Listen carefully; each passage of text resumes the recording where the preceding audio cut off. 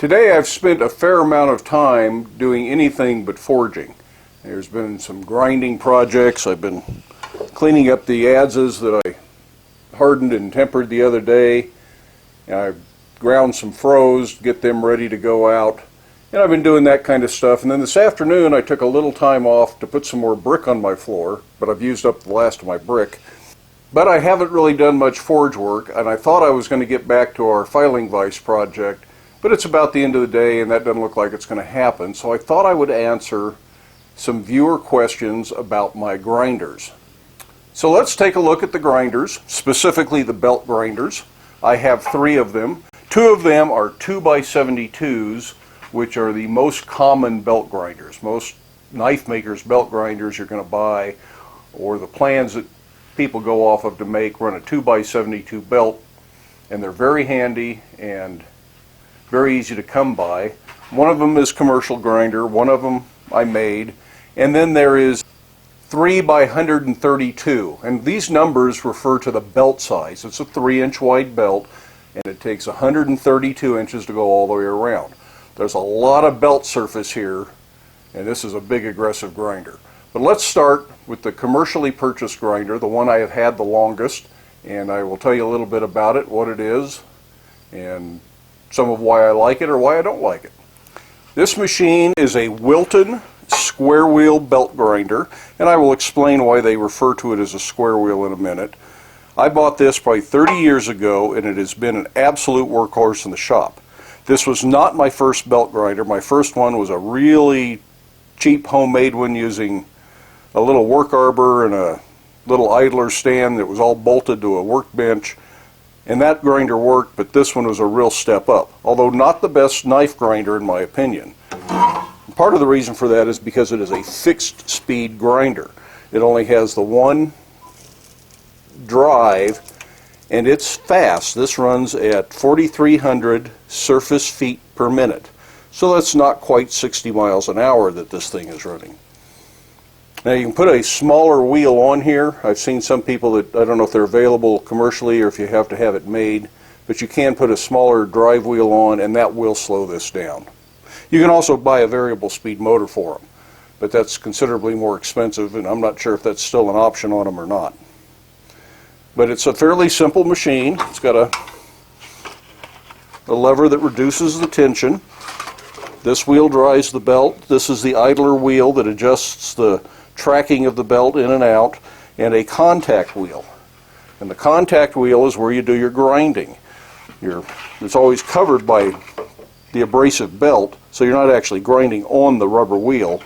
But this is an 8-inch serrated wheel. It is a very aggressive wheel. Those serrations really make for a faster grind. And it's pretty darn nice. Now, it's not the only possibility you have. You can take this wheel off. Everything on here adjusts with this one Allen wrench, but you do have to have the Allen wrench, so you either don't lose it or buy an extra one. And then you can put this attachment on. There are probably other attachments that people have made. This is all I have, and this is what it comes with, or came with, I should say.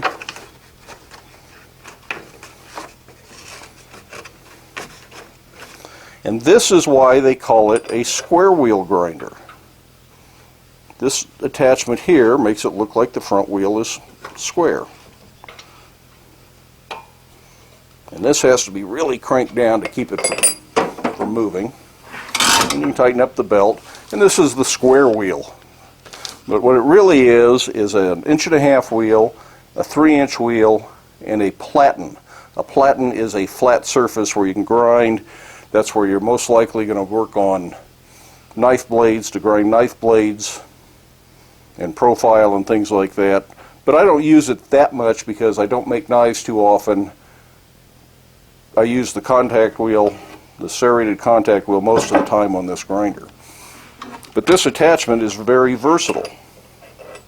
You have the platen, so you can grind flat surfaces, and you can set a bevel on that. If you put the tool rest on it, you can put a tool rest in here. I don't use this very often, but then you can set set angles to get specific angles. You can also run this forward and use just that 1.5-inch contact wheel, or you can turn it all the way around and use just the 3-inch contact wheel to grind on, or you can put it in this configuration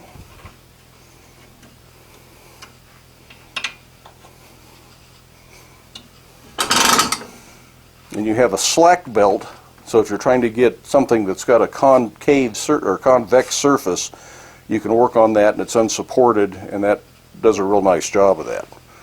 So that's a very handy thing. So this one attachment gives you 4 different options for grinding on, and the 5th one is the contact wheel, and you could buy different size contact wheels for this.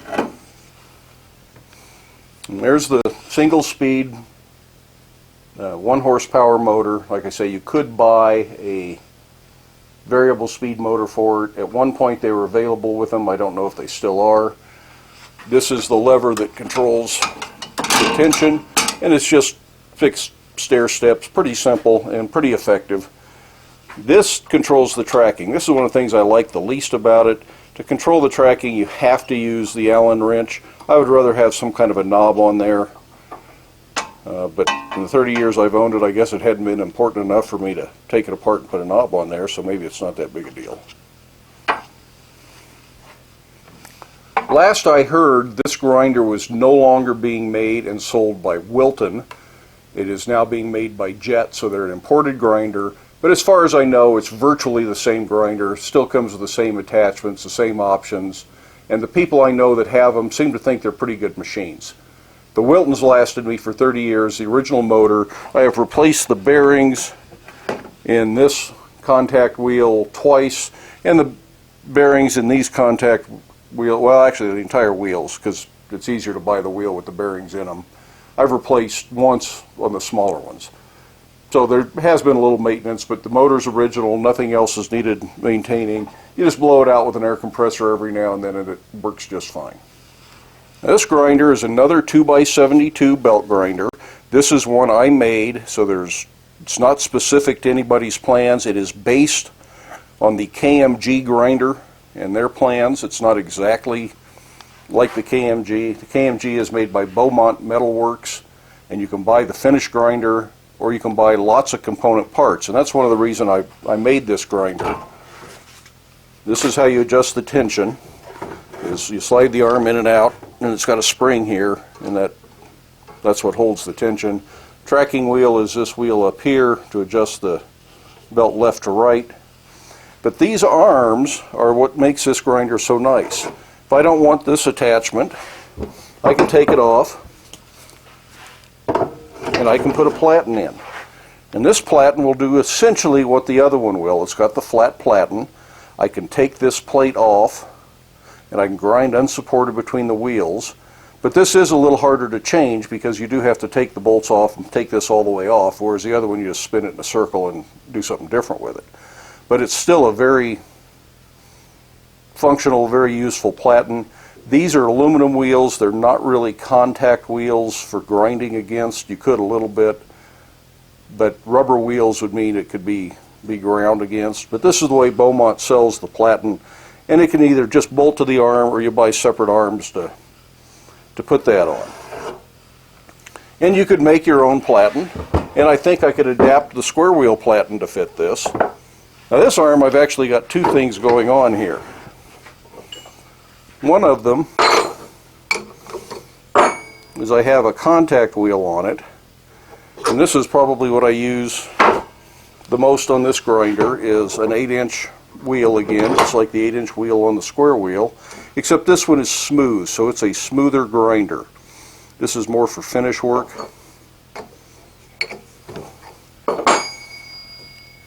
So that's the normal, and this other attachment is what's called a small wheel attachment. And usually I don't leave it on here, but when I'm doing the adzes I end up going back and forth some because I need a little wheel. And these just pop in. This is really handy. But I use these little wheels, and these different contact wheels are easy to swap out and change and just get different radiuses. And you can buy these from 1/2 inch up to 2 inches in probably 1/4 inch increments. And it's very handy for doing a lot of special things. Our half-penny scroll starter that I'm making, that's how I'll grind the inside of that to clean that up, because that contact wheel will fit just fine in there. And again, you're not grinding on the rubber, you're grinding on the sanding belt that's running across the rubber. Now this big wheel's got a fairly good sized bearing in it. These little wheels have little itty bitty bearings in them. So you can't run these very fast, you need to run them slow, and you don't run them for a long time because they heat up and that'd be bad for them. But that's one of the advantages of this machine, is it is a somewhat variable speed. It doesn't, not infinitely variable, but somewhat variable. 3-speed is what it is, and I will show you that in just a minute. And here's another thing that is a Beaumont Metal Works invention. This is quite imaginative, and I don't use it as much as I would like to, or as I thought I would, but I think it's still got a lot of potential for a lot of things. And they refer to this as a rotary platen. As this belt drives on here, it drives this belt that supports it, and that belt can be tensioned separately to make this firmer or softer. And as you rotate this, you can bring different belts with different spacings forward to get a different curve. So it's a pretty handy thing, very expensive thing, which is why I kind of wish I used it more, but if you need something like that, it's just the ticket. But anyways, back to the fact that this is a variable speed machine. It's also quick to change the wheels, and you can buy wheels in any size. I've got an 8-inch and I've got a 4-inch. And someday I'll probably buy a 6, and I think you can put a 2 on here as well. So you can get a 2 for the small wheel attachment, or you can put a 2 actually on the regular axle here. This one does have a knob for the tracking adjustment, so that's handy. It's quick and easy to change the tracking. The speed control is just done with a simple belt, and you change from 3 different options on the step pulleys. I run it usually in the middle or the lowest setting because I use this more for finish grinding. And even on the fast setting, it is slower than the square wheel. I don't know what it is exactly, but it is still about half the speed probably on the lowest setting here. And this is a 1.5 horse motor on this. I will probably make this one variable speed before I make the square wheel variable speed, because it would be a lot easier on the homemade grinder to adapt a 3-phase motor with a variable speed drive or variable frequency drive that would control the speed. And those 3-phase motors actually used that way actually run on single phase 220. It's kind of confusing, but the VFD is actually a phase converter. So it's a pretty nice way to go, but again, kind of pricey. I keep a bucket of water handy under the grinder, and this collects most of the grinding dust and gives me a place to cool parts off. But this chute here goes to a dust collector, so I do have a dust collector in here. But in spite of those 2 things that take care of most of the dust, you should always wear respiratory protection, because there's still airborne dust, and there's nothing healthy about breathing grinder dust, either the abrasives from the belt or the metal dust. Neither one of those is good. So wear a good respirator. And hearing protection. Now this is the monster grinder. It's the big one. This is not one I built, but it is shop built or homemade, however you want to look at it. And it's one a friend built with components that he got from somebody else and disassembled that original grinder. And the first person that had these parts passed away, so my friend kind of inherited the parts, and he rebuilt it into this, and then decided it was just more grinder than he needed. But this thing will grind froes, axes, adzes, and do the rough grinding super fast. It's a 3-inch by 14-inch serrated contact wheel, and it runs at about 5,600 surface feet per minute. So this really is running at 60 miles an hour. That's quite the fast grinder. I do have another arm that'll take 2-inch wheels, but there's not a lot of attachments to this. It's not the way I use it. It's a rough grinder. It's just for hogging material off in a hurry. Now somebody out there has already noticed that this industrial grinder, the one that's commercially made and is sold to industry where there are unions and safety rules, has all sorts of guards on it so you can't get your fingers in the belt. And that's pretty nice. But the homemade grinders don't have guards. Somebody's freaking out about that, and they're going to put a comment down there that says, you need a guard on your grinder. Well, I'm going to tell you that most 2x72 belt grinders out there today do not have guards on them. Bader doesn't have a guard on theirs, and they are probably one of the best knife-making belt grinders out there. KMG doesn't put a guard on their commercial, the model that they make to sell. None of the other grinders out there that are sold as knife maker grinders or to the home shop have guards on them. It's not really that big a deal. This isn't something that's going to suck your hand in. The danger with these is on coarser belts that you can cut yourself. The edge of the belt is sort of like a spinning saw blade, so you've got to be careful. It's not a huge danger. You get close to that, you get out of it really fast. To cut a finger off would be nearly impossible with it. And the odds of getting your finger stuck in here like this are really, really slim, and probably it'd break the belt if you did. And it just isn't like a lot of other rotating machinery. Yes, a guard would probably be nice, but I'm not worried about it. If you're worried about it and you want one, put a guard on your machine. If these scare you too much, don't own one. It's very simple. Anything that I do in my shop that you think isn't safe, don't do it in your shop. I do it because I'm comfortable with it. I've got the experience with it. I've been using that grinder for 30 years. I've had homemade grinders of various sorts for most of the time in between then and now. And this is a good grinder.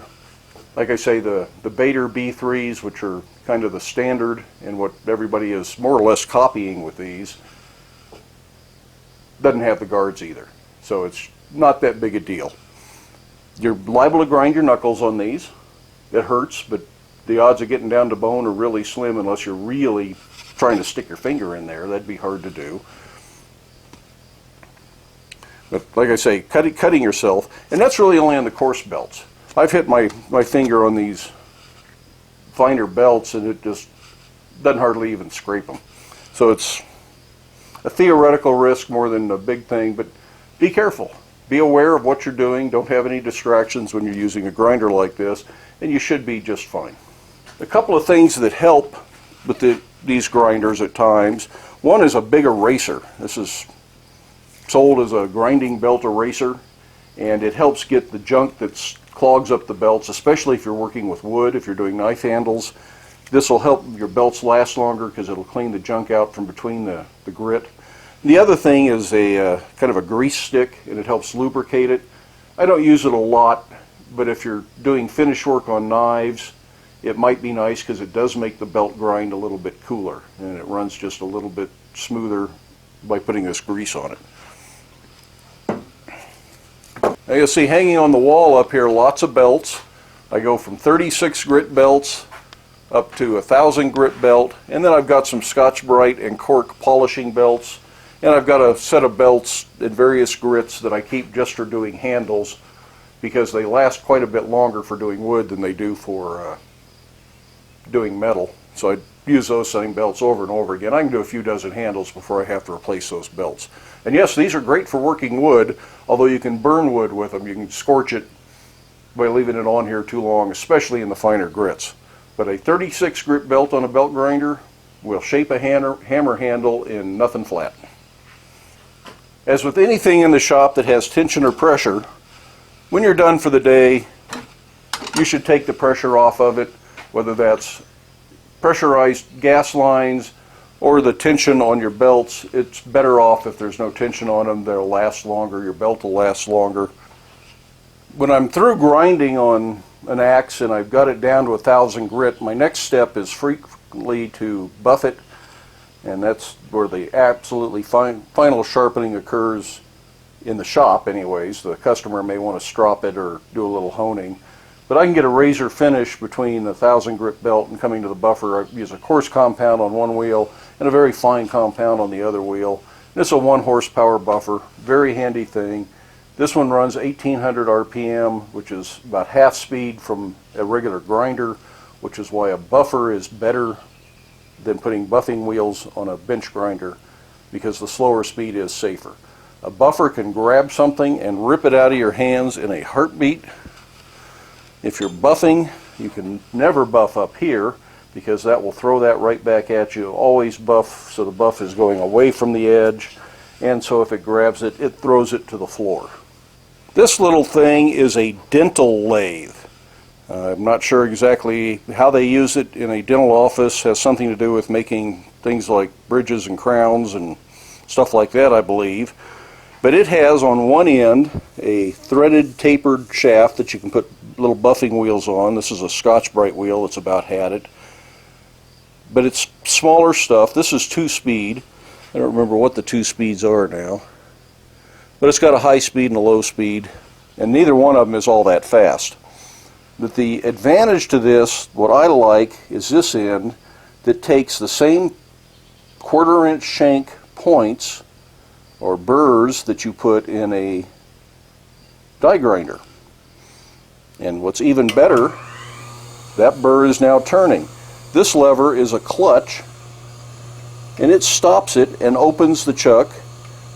You can put another one in, and without turning the machine off, you can make quick changes and change as often as you need to with all of your different burrs that you have for a die grinder. And there are hundreds of options for these things out there. These are a little hard to find. I think buying one new would be outrageously expensive. But you definitely want one with this quick release clutch on it. They don't all come that way. Used on eBay is about the only place I know to find one of these. This grinder sitting in the back is just sitting there waiting to be put in closer to the drill press, and will be used only for sharpening drill bits on one wheel and sharpening tungstens for the TIG welder on another wheel, and that's all that'll ever get used for. The final thing is a grinder mounted with a wire wheel and a hard fiber wheel. This is kind of like Scotch-Brite, but it's much harder, and that can really take scratches out of tool edges if you're making chasing tools and things like that. Just like the buffer, only grind down here, not up here. The guards these come with block this off down here and up here, and forces you to grind in the worst possible place for these types of wheels. So this is, in my opinion, is safer without the commercial guards. Yes, I could make some sort of a shroud that only leaves the bottom part of the wheel available, but again, I'm comfortable with it, just like 90% of the people who use equipment like this are comfortable with it. If you're not comfortable with it, do something different. Now, in general, I believe that wearing gloves around rotating machinery is foolish, and you're inviting an accident. That is especially true around a wire wheel. I would much rather rip a little flesh off on the wheel than have a glove caught in that and wrap my hand up in the wheel. So I never wear gloves around the wire wheel. The belt grinders, on the other hand, I will frequently wear these Dyneema gloves. They're a cut-resistant, abrasion-resistant glove. They are very form-fitting, and they are not likely to get caught. There's really nothing on the belt grinders that wants to grab a glove in the first place. There's not sharp tool edges or wire bristles or anything like that. The grinding belt doesn't really want to grab these. I don't always wear them in the videos for the same reason I keep mentioning, if you don't like it, don't do it, but I'm comfortable doing it when it comes to a lot of the lack of guards on those particular machines, is because somebody will comment, oh, you shouldn't be wearing gloves around those grinders. And if I'm not wearing them, somebody will comment, oh, you should be wearing gloves because you're going to grind your knuckles. You can't win. So no matter what you do, the safety police are out there looking over your shoulder, second guessing everything you do, even though they probably don't actually own that same equipment in their shop, because if they did, they'd be running it just like you do. Well, I hope that answers the questions some people had on my grinders and where they came from, what brands they were. Again, the Wilton square wheel is the only one that is a purchase grinder as it is. The other 2x72 is based on Beaumont Metal Works KMG grinder, and almost all of the components on there, the contact wheels, tooling arms, the motor, the pulleys, the idler, all of that stuff came from Beaumont Metal Works. They sell all the parts so you can make your own grinder. You're not really stealing their plan. They know you're doing it, and they want to sell you the parts. And they have a lot more parts than what I have. They've got contact wheels in all sorts of sizes, and it's worth checking out Beaumont Metal Works. I'll try to put a link down in the description for them. And that great big grinder, that's such a one-off oddball, you'll probably never find another one like it, and you probably won't ever want to build one like it unless you're doing big work, because they're expensive parts. The only reason I have it is because I'm the third owner of those parts. But building a grinder like the KMG style, or there's other plans out there on the internet, is something you can certainly do if you're comfortable with fabricating and a little bit of light machining. They're very doable, and you can get a pretty nice grinder for a little less money. But there's lots of good grinders out there for sale now, a lot more than there were even 5 or 10 years ago, because there are so many more people getting into knife making now. And these really are styled for the knife maker, but they are extremely handy for the blacksmith. Nothing better for dressing a hammer, taking the burrs off a chisel or sharpening a chisel, sharpening the tools you're making to sell. Lots of good uses for one, but they're not cheap. An angle grinder will do most of what they will do, not as nicely, not as fast, but an angle grinder is a lot more affordable, so think about that before you go out shopping for one. Be prepared for sticker shock. But like always, I can tell I'm starting to ramble on because I don't know when to quit, so I'm going to quit and head into the house, call it an evening. I hope you can get out to the shop. I hope you can work on something, but do stay safe and do wear your safety glasses. We'll see you for the next one.